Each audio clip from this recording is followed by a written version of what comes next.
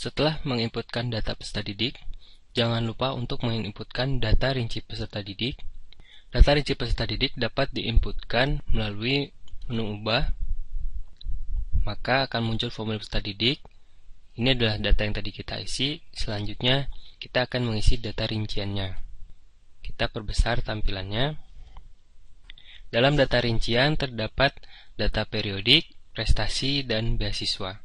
Untuk data periodik siswa, pertama tinggi badannya, misalkan 100 cm, beratnya 25 kg,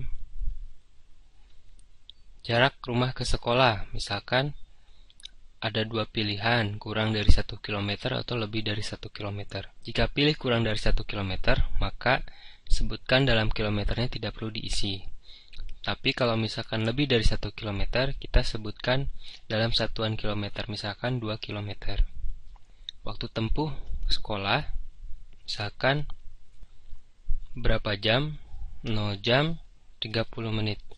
Jumlah saudara kandung, kita isi jumlah saudara kandungnya itu 3. Saudara kandung ini tidak termasuk peserta didik tersebut. Maka apabila sudah selesai, kita pilih simpan. Pastikan ada balon tersebut yang menyatakan bahwa data telah tersimpan. Selanjutnya kita isi data prestasi. Misalkan Amdias ini dia ternyata berprestasi. Berprestasinya di bidang sains, misalkan tingkat prestasinya kita pilih, misalkan di tingkat provinsi. Nama prestasinya juara cerdas cermat Sains SD. Tahun prestasi misalkan di tahun 2013. Penyelenggaranya misalkan pemerintah Provinsi Jawa Barat. Maka kita simpan. Berikut untuk menambahkan data prestasi. Selanjutnya data beasiswa.